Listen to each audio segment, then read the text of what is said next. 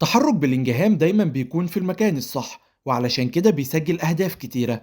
ريال مدريد نادي عريق وكبير، وحامل لقب الأكثر تتويجا بالبطولات في العالم. فريق كبير يعني نجم كبير، وفي كل جيل كان في نجم الفريق الأول اللي مهما كانوا حواليه نجوم كتيرة هو الأول في الفريق. النهاردة عندنا 3 أجيال مختلفة، ونبدأ بجيل 2002، ونجم الفريق اللي كلنا هنتفق عليه هو زين الدين زيدان. زيدان كان مسابق الجميع بموهبته، نص ملعب على بلاي ميكر على هداف، وكمان بينزل يدافع. وجود زيدان في أرضية الملعب كان مصدر ثقة كبيرة لكل المدافعين، وكمان كان مصدر رهبة للخصوم. تشوفه تحس إنه مش بيعمل حاجة صعبة من كتر ما هي تبان سهلة، لكن الحقيقة إن محدش كان بيعرف يقف قصاده. الدريبل بتاعه بالكورة كان ممتاز، وكمان في شكل جمالي. رؤيته للملعب كانت في حتة تانية، والأهم إنه إيجابي جدا على الجون. مش هنسى استلامته الشهيرة من حارس مرمى المنتخب الفرنسي، وبمجرد ما جات له الكورة استلمها بترقيصة للخصم ودوران لمرمى المنتخب التاني علشان يهاجم. ما كانش بيضيع وقت في الهجمات والباصات اللي ملهاش لازمة.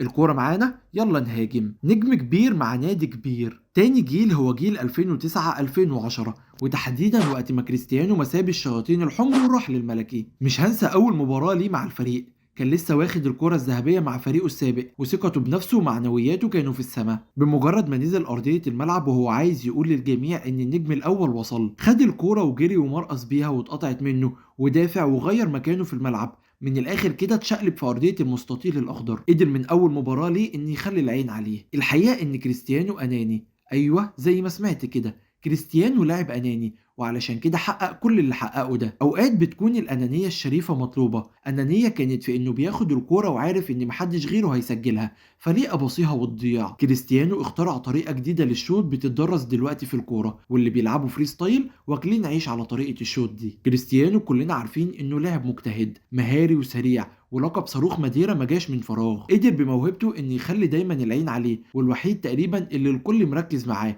وبيفكروا لما الكوره تجيله هيعمل بيها ايه. عنده مهارات متنوعة وبعض القدرات الخارقة، زي رأسياته اللي بيطلع للدور التاني علشان يسددها براسه. ألقابه كتيرة قوي وأهدافه أكتر منها، وبسبب أهدافه بيجبر جماهير الفريق الخصم إنها تهتف ليه، زي مقصيته الرائعة في مرمى اليوفي، واللي كل جماهير يوفنتوس سقفت ليه على جمال الهدف. آخر لاعب معانا هو جود بلينجهام. هتقوله لسه بدري عليه وانه مش نجم الفريق الاول، في مودريتش وفيني جونيور ورودريجو كمان، لكني هقول انه واخد بوادر النجم الاول. كلنا عارفين ان الكرة جوال، وهو من اول مباراة ليه وهو عارف طريق المرمى كويس. تحركاته في الملعب تحركات ذكية جدا، وبيعرف يسحب المدافعين بعيد عنه. هروبه من المدافعين بيبين للجميع هو قد ايه رؤيته مستقبلية للملعب. مش هقول ان الفريق بيتأثر جامد بغيابه، لكن في وجوده بيكون فيه اهداف كتيرة. لاعب صغير، ومع غيابات اللعيبة الكبار في السن زي كروس ومودريتش هيبقى النجم الاول للفريق بلا منازع. طريقة لعبه شبيهة جدا بزيدان، قوي بدنيا لكن تقيل شوية في الترقيصات.